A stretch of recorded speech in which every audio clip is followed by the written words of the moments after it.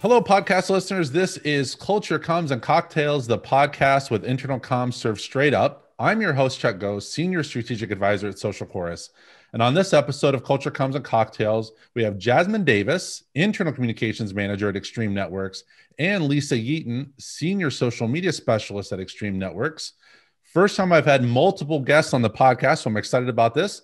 Welcome to the podcast, Jasmine and Lisa. Thanks, Chuck, for having us. We're really, really excited. So thank you for the platform. Yeah, thank you. Thank you for hosting us today. We're excited to be your first double guest. It's a lot to take in. We've got a lot of great stories to share. So I wanted to make sure we brought both of you on. I'm going to start things off, Lisa, with you. Why don't you spend a minute talking about your role at Extreme and your career there, and maybe even a bit about Extreme Networks for anybody who's not familiar with the company. Yeah, so let me get started with who Extreme Networks is. So Extreme is a networking provider. So we provide networking solutions like Wi-Fi. If you think about the router in your home, we sell that technology, but instead of selling it to individuals and to homes, we sell it to enterprises and to businesses. So we are the official Wi-Fi solutions provider of the NFL and the MLB, for example. So it goes beyond businesses. We're also doing venues, hospitals, governments, a lot of universities and schools. We have around 50,000 customers and 11,000 partners around the globe that we work with.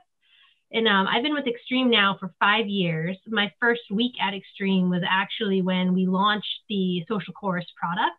We refer to it as E360 at Extreme. So that's kind of a fun fact. I wasn't on the team that launched it, but it did launch when I first started. So E360 has been around as long as I have. And I started out as an intern, and now I moved around the content and communications teams. And now I manage the corporate social media accounts for Extreme. And I also help enable the field teams because we are a global company. So we have some core social media channels, but then we have around 30 global channels that our field marketing teams manage. And I help them to enable that. And I give them different assets that they can translate in their region and things like that. And then we use E360 as a tool to help enable them as well. So along with Jasmine, we co-manage the E360 platform together. Yeah, I love that we've got two of my loves together on one podcast. We've got internal comms and we've got social media. So I love this marriage. So often those are siloed at organizations. So it's great to see those come together. So Jasmine, what does it mean to be the internal comms manager there at Extreme Networks? Yeah, actually, this was a brand new role for me. I originally came from Arrowhive Network, so I was a part of an acquisition, and there I was a field marketing manager. So when there was an opportunity at Extreme Networks to come over and do internal comms, I can't say I was not nervous, but it's been such a great experience and challenge, and I've really been able to drive engagement at Extreme. So my role is under the corporate comms team as internal comms manager here at Extreme. So my job is to make sure that our 3,000 plus global employees are informed. And that means with all the latest and greatest happenings from around the company to ensure that there's engagement, advocacy, and that we're promoting company culture and just keeping that top of mind. So, and I achieve this by, of course, partnering with, we call ourselves the Dream Team, Lisa and I. But we also partner with members of our executive team as well as different departments from around the company and using our internal app E360, as Lisa mentioned. So with that said, Lisa and I, as she mentioned, we co-manage E360, but I also help to manage our intranet site called The Source. And I also host a myriad of internal events such as our employee town halls, as well as departments, all hands, educational webinars. We're sending out newsletters, you name it. So we like to keep it really high pace at Extreme and just making sure our employees are informed on everything and that they have a pulse on what's going on at the company. Well, see, I didn't realize I had the Dream Team on the podcast. I could have introduced the two of you as that. Now, Lisa, I'm going to pass the next question to you with being, I'll say, the more senior member on here, having been a part of Extreme Networks for 5 years, and thinking about the culture at Extreme as a key word that we have in the podcast. What are 3 words that you, Lisa, the social media person there at Extreme, what would you use to describe the culture at Extreme Networks? Yeah. So, I mean, I love the culture at Extreme. It's helped. I've enjoyed it my entire time here. Even as an intern, you didn't feel like an intern. You felt like a real member of the team. And I think that's because our culture is really all about collaboration, being agile, and being transparent. So from the top down, we're told everything, everyone's honest, nothing is ever hidden from employees. And a whole organization, we all work together as one team. It's not multiple teams. We all work together. And we're agile because we're a smaller company compared to some of our competitors. And we have to move fast. We have to be able to adapt. And our team does an amazing job of doing that. We've managed to remain successful over the past couple of months where things have been unknown and up in the air. And it's because we are one team and we're agile and we're able to adapt and move quickly. And I think our tagline, "Advance with Us," really sums up what we're all about, because both externally, that's about helping our customers connect to their networks better, be more effective and be more efficient with their operations. And internally, it means growing as individuals and as an organization together. So we're all about advancing our customers and our end users, as well as advancing ourselves. And Jasmine, you'd mentioned this during your intro that you were part of an acquisition coming into Extreme Networks. How did Yes. and that's a unique experience. I've been in that environment too. How did you see the two cultures integrate with that acquisition?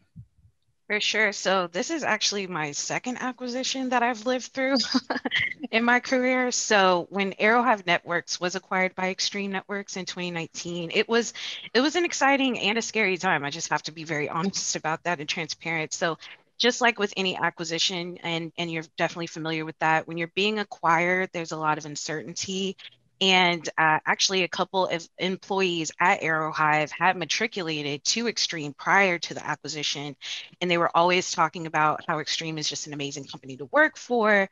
The technology is definitely there, but they really cared about their employees, which I was like, oh, wow, that sounds awesome. So when we were acquired, I was like, hey, we get to be a part of such a great family. So this wasn't Extreme's first go around the block when inquiring, or excuse me, acquiring a company. So in terms of the culture here, it wasn't too bad in terms of an integration.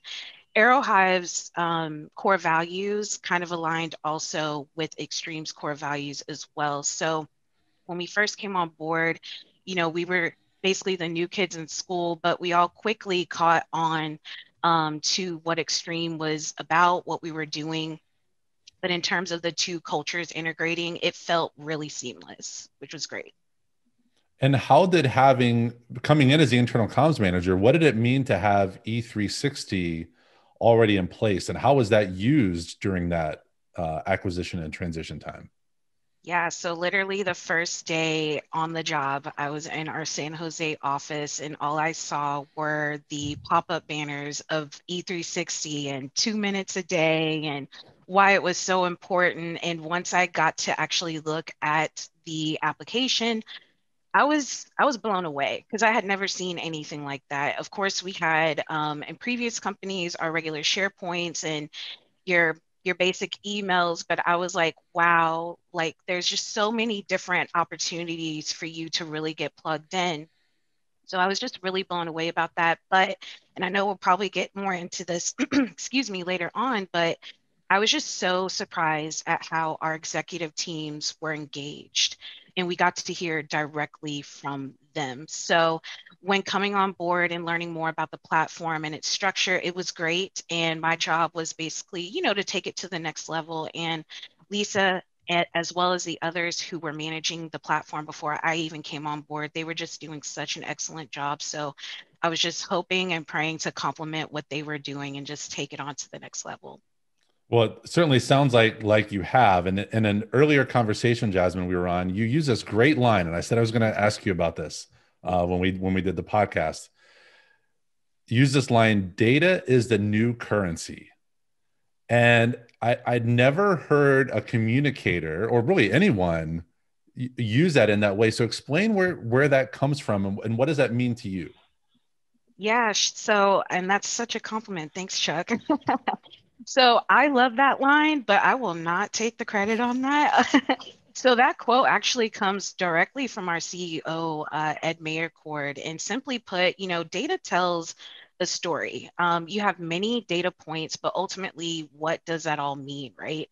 So Extreme is a cloud networking company. So from a product perspective, our CEO always highlights the importance of data and how we can leverage that to better serve our customers, our partners, and ultimately their customer base. So we leverage data points to advance their operations and enhance their day-to-day function. So from an internal comms perspective, if we take that approach, we have data points as well about our employees. So there's such things as where the employees located globally, what region they're in, are they remote, do they report to a particular office, which department are they in, who are their direct reports, and the list can literally go on and on. So with that said, where Lisa and I come in to leverage the data points for that currency piece is how can we better target our messaging that will impact them, our employees, and the most, excuse me, so for curating the right content, we want to make sure that the content is what they want to see or hear or read, and making sure that it matters to them the most and it meets them where they're at. So if that's via mobile, email, or internet site, Microsoft Teams, Slack, we'll get it to them. But the data in terms of being the new currency, that's how we're going to do it. So that's how we leverage the data here at Extreme. And Lisa, let's stay on this data track. How has the data that the organization's gotten from E360, how has it transformed communications? When you think back to what it was 5 years ago to now, how has communications at Extreme changed? And that some of it still stayed the same because you were doing the right things. Yeah, and I mean, as Jasmine said, like data is key. It's key to everything that we do. And like when we first launched the application, we were just getting involved with like single sign-on and stuff like that to make it seamless for employees to get onboarded. But after working with Social Chorus, after a year, we found a way to work with Social Chorus and our IT team to pull in and utilize even more data. So now Social Chorus is pulling in data from our intranet sites and from our Oracle instance. And now we can tell who an employee is, where they're located, what department they're in, what their job level is, if they're a manager, a VP, an individual contributor, what region they're in, which executive they lead up to. So we have all of this data, and now we're looking to add more in as we're launching more ERGs and stuff like that. And it enables us to really target our communications. Because before we just had so many channels and they were open to everyone. So everyone could follow every channel, or they'd go in and pick and choose them. But some channels really weren't applicable to some people based on what department they were in. So now we have these private channels that are for certain departments and for certain office locations when we're in the offices. And now, since we have those groups, we can also send targeted email communication. So it doesn't even have to be published to a specific channel in the application. We can just target them with an email or a push notification. And then data that we're getting from all the reports on the usage of E360, without that data, we wouldn't know that posting on Mondays and Tuesdays, those posts always perform better than posts on Thursdays and Fridays. And then we also know that on Sundays, surprisingly, it's not a work day, but our employees go in and they check the application on Sundays. So we have this idea of what days of the week we should best post our content if we want it to be seen and engaged with, to give it the most potential to reach the audience that we're trying to get to that week. And then we also know that when we have an executive update, it performs better with video because we've been able to run tests and compare the data. And if we didn't have the data, we wouldn't be able to know that the videos from our executives always perform better than just a long 2-paragraph post that came from an executive. So we've been able to show this data to our executives. Now our executives are completely on board with doing the videos. They know now that anytime we have a major update, they want to do the video. Because in the past, too, when we first launched E360, it was because they wanted to cut down on the number of company-wide emails. That was one issue. And then the second issue was people weren't even reading the CEO's emails. They were doing banana tags on the emails, and they saw that only 20% of the workforce was reading them. So now we're doing these E360 posts with videos. It's a 2-minute video. And now we see that 80 to 90% of the employees watched that video. that's far more than that 20% from 5 years ago reading. And it was still an important update, but now it's just we're getting to the employees the way they want to be communicated to. And that's what's made the program so much more effective. I know that inside Social Chorus, the extremes leadership videos, your team may not even know this. We talk about them all the time because it's the tone that we want other customers to share. So Lisa, share a bit for everyone else, like what these videos are like and what makes them a bit unique compared to other typical leader videos that are out there.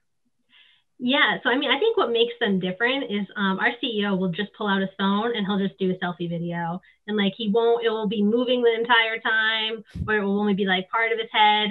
He'll also do videos sometimes when he's in an Uber. He'll be in an Uber driving from the airport to a customer site.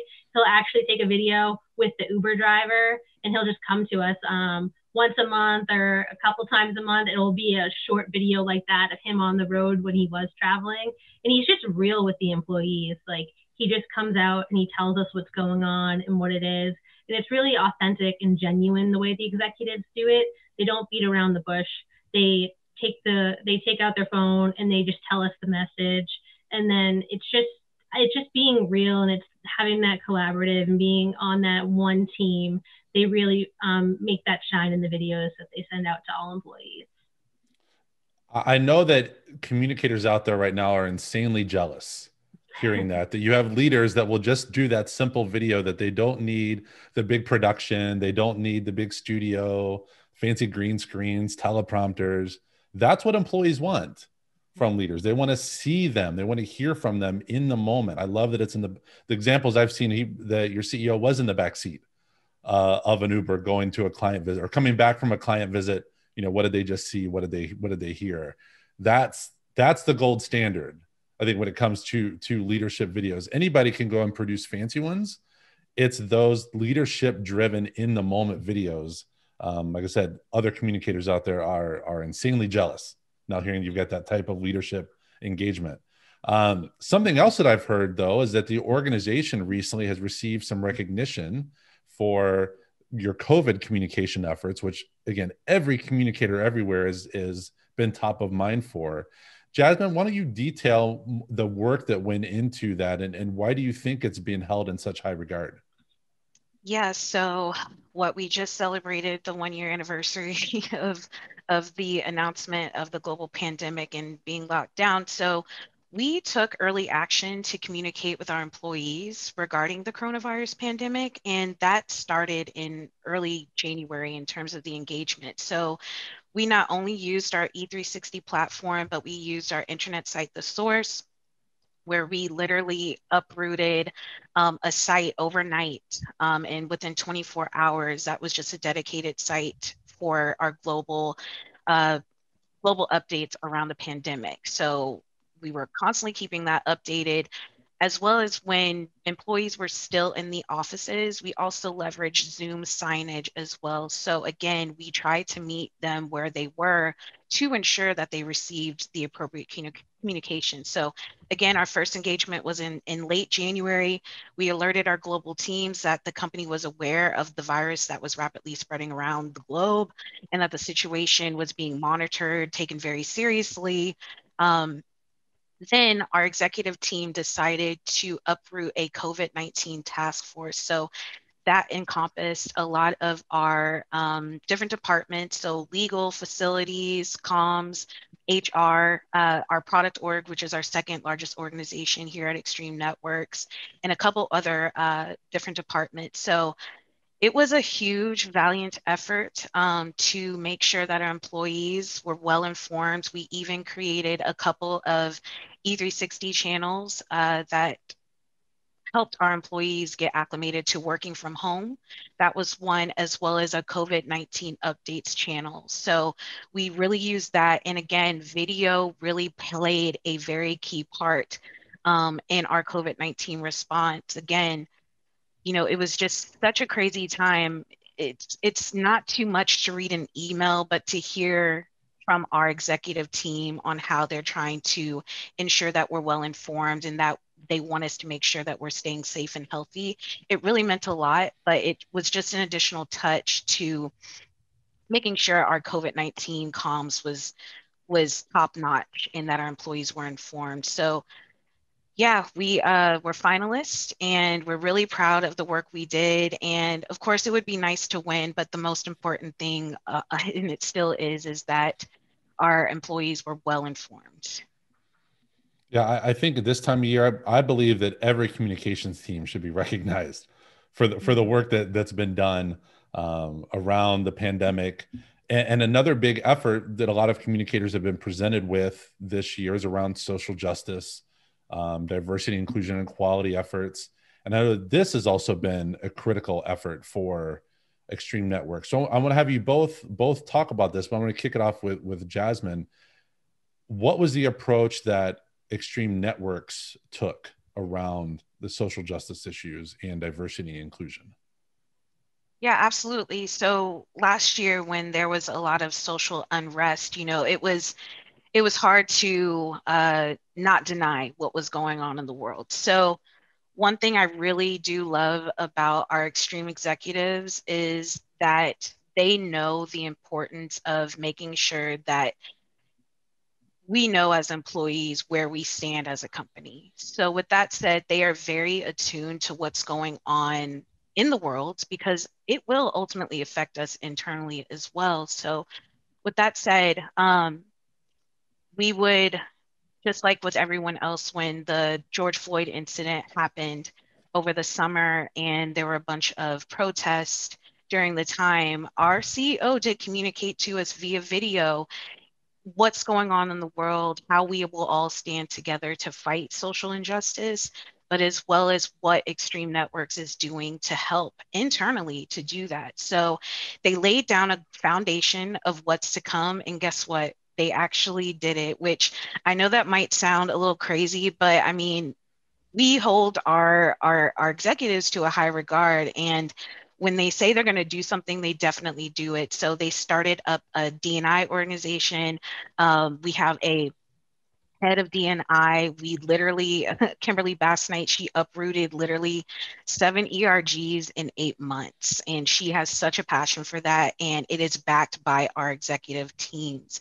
So it's just so important to have that kind of support. And most recently with the Capitol riots and at the US Capitol, again, we let our employees know that that was not right.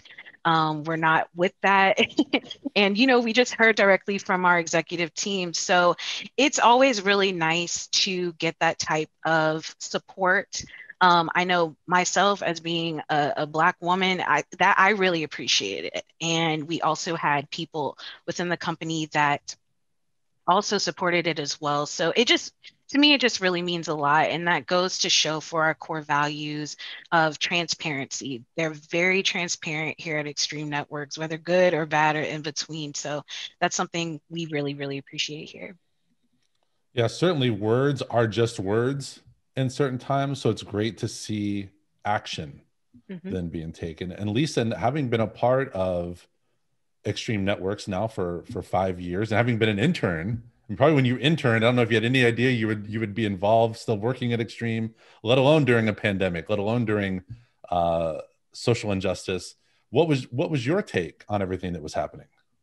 I mean, exactly what Jasmine was saying. I think the executives being out in front of all of those things was really good because it helped people. Everyone was stressed out. I know I was seeing the news and I was like, this is just crazy. I can't believe that all of this is happening.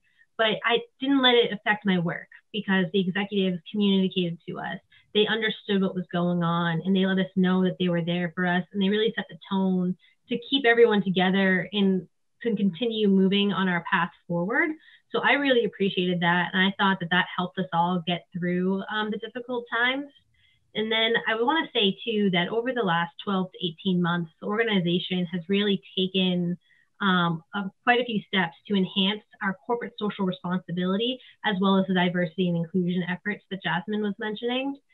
So they've made a lot of progress in this time as well. The Women's Council was first launched 3 years ago, and that was sort of the first ERG that we had. And it's laid the groundwork for all of these new ERGs that launched this year, which has been really fantastic because the Women's Council has seen a lot of progress. They actually just did a study and they showed that 3 years ago when it launched, our female population at Extreme was around 17, 18%. And now less than 3 years later, we are up to 25%. That's a 30% increase in 3 years, which is really fantastic. And their mentorship program that they've been growing during that same time is now off to new heights as well. And it's really great because it doesn't just help the younger people at the company, it helps anyone in their career that's looking for a mentor, for someone to learn something different. So I think it's great that the company has these tools out there. And now that the Women's Council has been doing this, they're rolling it out to all ERGs. So now all ERGs have a mentorship offering. I think it's just really good because this is what companies need now today. This is what employees need today. And to have those resources available is just key moving forward. It's going to keep employees at your company. Now, 30% is great. That's great to hear. But I'm sure the both of you, I want you to keep holding that company accountable. Oh, right? Absolutely. Keep improving. Absolutely. Right? Absolutely.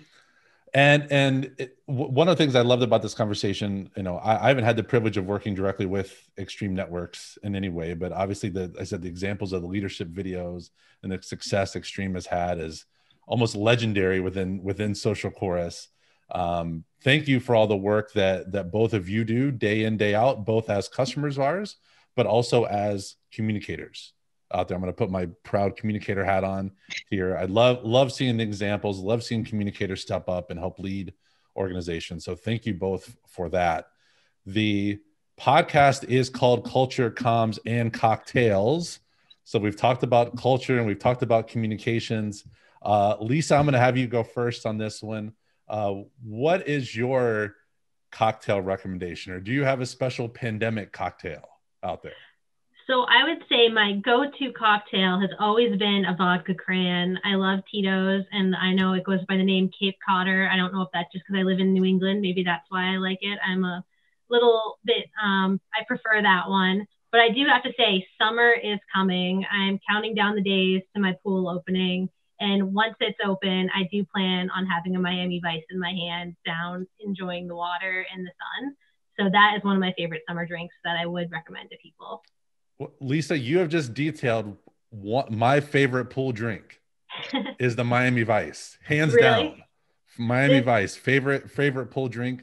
I await the invitation for your pool to open, Lisa. Absolutely, when we can all travel. And come up to Boston. I will enjoy a Miami Vice. What about you, Jasmine? Yes, so it's my belief that you can never go wrong with a tequila sunrise.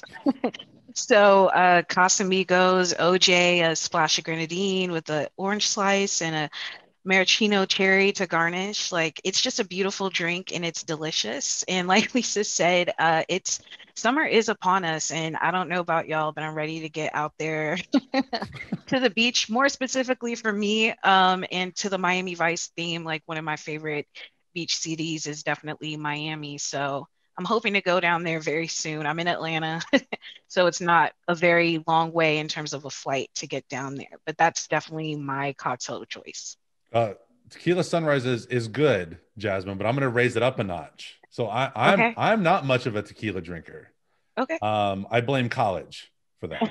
Exactly. So what I've discovered is a Kentucky sunrise, which is basically the same with orange juice and grenadine and all that, but with bourbon instead of tequila. Gosh. Wow. Equally delightful. I'll throw that out there. I'm going to have to try that, Chuck. Thank you. Well, again, thank you both for coming on the podcast, sharing your stories, sharing all the great work you're doing at Extreme Networks. Thanks, Chuck, for having us again. And thanks to Social Chorus as well. Yeah, thank you. This has been a blast. If you enjoyed what you heard from this episode and want to check out others, find Culture, Comms, and Cocktails on Apple Podcasts, Google Play, Spotify, or wherever you like to listen. And when you do, hit that subscribe button so you don't miss any future episodes. This has been Culture, Comms, and Cocktails, internal comms served straight up. Thanks for listening.